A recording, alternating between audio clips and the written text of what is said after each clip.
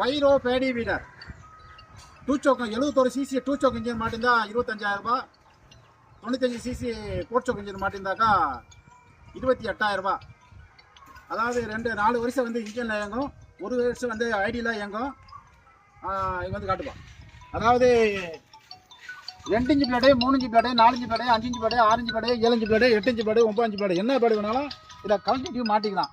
Minimum 2 inch மாட்டி ஓட்டலாம், அதிகபட்சமாக மாட்டி ஓட்டலாம். இது வந்து எம்எஸ்எஸ் டிரான்ஸ்போர்ட் அனுப்பி வைப்போம். அதர் ஸ்டேட்னா விஆர்எல் டிரான்ஸ்போர்ட் அனுப்பி வைப்போம். All India delivery. ஓட்டி காட்டுறோம் பாருங்கள்.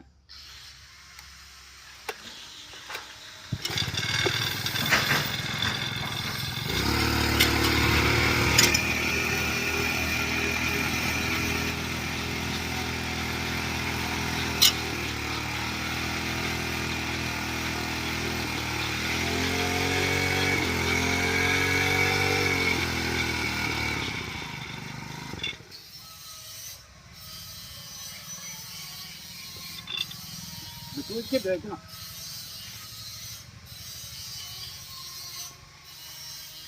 அதாவது ஒரு ஆள் ஹெல்ப்புக்கு தேவைப்படும். இப்போ தூக்கி வச்ச மாதிரி எல்லாமே தூக்கி வைக்க முடியாது, டயர்ட் ஆகிடும், நடந்து வந்து டயர்ட் ஆகிடும். இந்த சின்ன பிளேட்லேருந்து இந்த பெரிய பிளேட் வரையும் மாட்டி ஓட்டிக்கலாம். எல்லாமே மல்டி டைப், எல்லாம் எது வேணாலும் எங்கே மக்கள் நகரம் வீண் நகரம் இதை கழட்டிட்டு மாற்றிக்கலாம். அது பக்கமாக காட்டுப்பாங்க. புதுசாக காட்டு.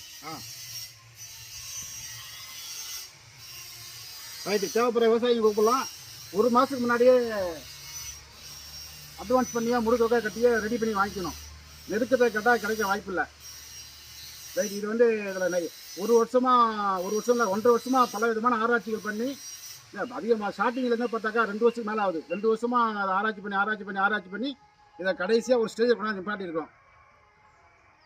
பல விதமாக ஆராய்ச்சி பண்ணியிருக்கோம். இப்போ வந்து ஹெவி டியூட்டி கீர் பாக்ஸ் போட்டுருக்கோம். பாப்பா, இது வந்து கீர் பாக்ஸ் வந்து heavy duty gear box, oil type.